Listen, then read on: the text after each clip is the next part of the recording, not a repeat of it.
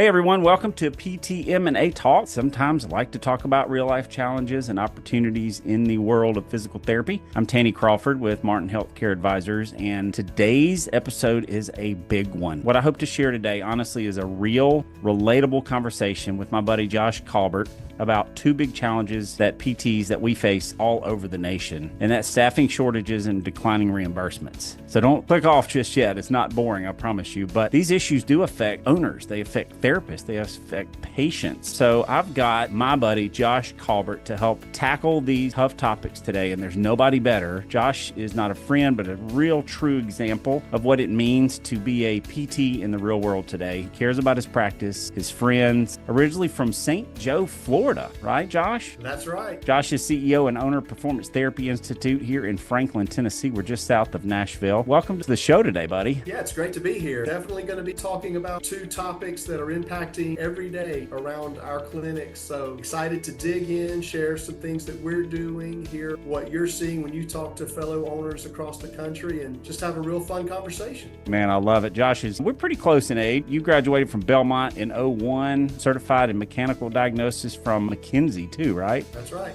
I love it. Josh juggles all of this: family, life, patient, staff, cancellations, running multiple locations. He juggles it, makes it look real easy. Josh, tell us a little bit about your practice. How many therapist locations, all that good stuff? Yeah, so we are in our 10th year of operation, which we're super excited about. We have 3 locations, 2 here in the Brentwood area. One is outpatient orthopedics. The other is our specialty clinic, where we do things like neurological rehab, vestibular rehab, lymphedema, kind of the things that don't fall under the auspices of outpatient orthopedics. And then we have a satellite office in Nolensville, which is another community about 10 miles away. So a lot of exciting things going on with the performance therapy family of clinics for sure. Real quick, give us a backstory. What inspired you to open? So you've been open 10 years now. Did you know in school, because there's some owners out there, I remember being in school, it's like, I want to open my own practice one day. Did you know that from the school perspective, or did it wait a little while? It was certainly always in my mind when I was in school, but honestly, like so many people when they graduate, I just needed to get out, learn how to treat patients, learn how to get good outcomes, learn how to relate to doctors, and just do all the things that physical therapists have to do. And it was really probably after being out for about 10 years that I just thought the time to take ownership and autonomy in my career for the next 20, 25 years is now. Talked with my wife. She was so supportive and just decided to take that leap, and I'm so glad I did. Certainly have challenges every day, but am thrilled to be practicing in an environment where I won't say I control the culture, but I get to be a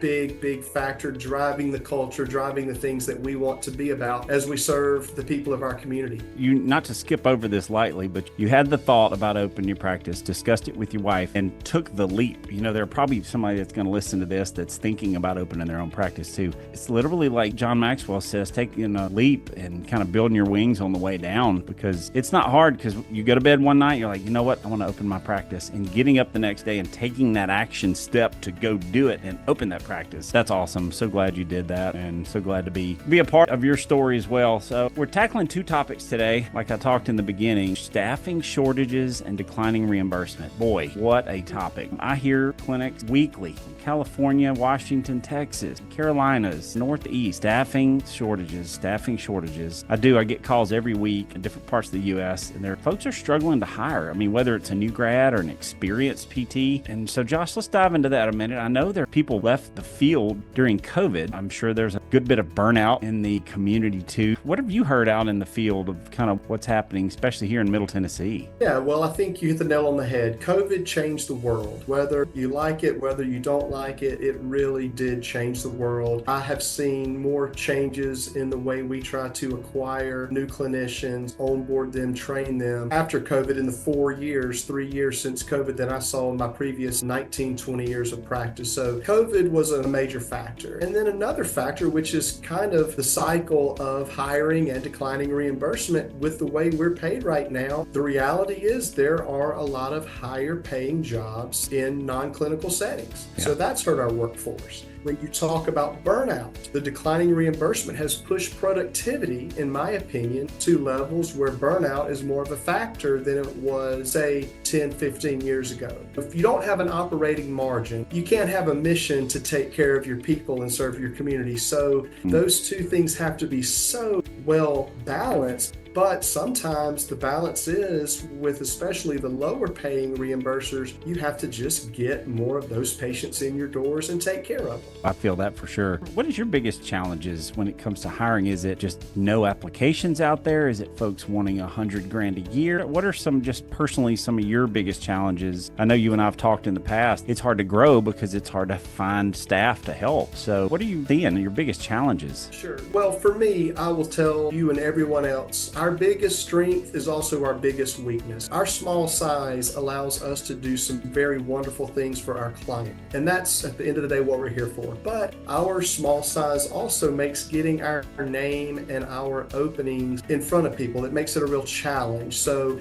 we do all the traditional things on Indeed, ZipRecruiter, LinkedIn, Facebook. I've really tried to also use the network of my therapist family here. I will let all of my therapists know when we're looking, where we're looking, how we're looking, and ask them to spread the word because they've got their own community, and that's been a good thing. And then, like you mentioned, the demands of salary are certainly going up. The world is a more expensive place to live than it used to be. So when we do get candidates in, a lot of times the candidates ask is just more than we're able to do. And I certainly understand that, and I don't begrudge them that at all. I just come from a spot of complete and total honesty. This is what our benefits package can look like, and we try to make it work from there. You talk to them and you're transparent about it too. I'm sure I've heard you multiple times on the phone with people that you're just transparent and authentic with them. But that's a huge trust factor too. And then people go back to, well, do I want more money, or do I want to thrive maybe in a little different, better culture of a place, right? Of a clinic that's got a better culture like you've created, for sure. You talked about the creativity thing. You have to get creative with that. All the socials, all the time. Yeah, and then really leaning on our therapist staff. Hey, put it out on your Facebook page, reach out to your friends. You know, therapists and therapy, it's a tight-knit community. So a lot of times, you know, one of our staff members may know of a friend they have that's looking. So we like to leverage that. And Tanny, I'll tell you something else we've done that has paid dividends. I'm a Belmont University grad, which is here in Nashville. I will reach out to the faculty at Belmont University. Same type deal. They may have a former student that said something, or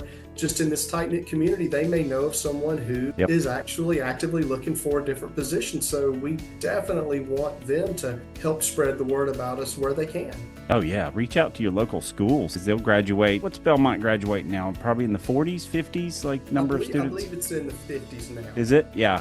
So it's a large number every August. I was hoping some of these schools would adjust just a little bit for the supply and demand out there in the space. You know, you and I have been in the field long enough that back in 2001, we were lucky to get a $45,000, $50,000 job because there weren't a whole lot of jobs out there. It got to be in high demand and now back in high demand. The pendulum swings in our business just like any other business. You have to be nimble. You have to be able to change your strategies and adapt and put yourself in the best position you can to succeed. Yeah, so what I'm hearing you say is it takes creativity. You have a strong clinic culture already there. Think outside the box, reach out to the schools, word-of-mouth referrals, just like your patient caseload in the clinic, word-of-mouth referrals with the therapist in their community. Ask them to share the job openings, because they almost get to pick their coworker who they're going to work with, and empower your therapist to do that. I heard Steve Chenoweth say something the other day. He's CEO of PT Solutions, but he said to make that application process easy. Make it easy to respond to, even at a career section at the top of the website. And when you make that job application, make it the easy apply. You've seen those on LinkedIn and Indeed, like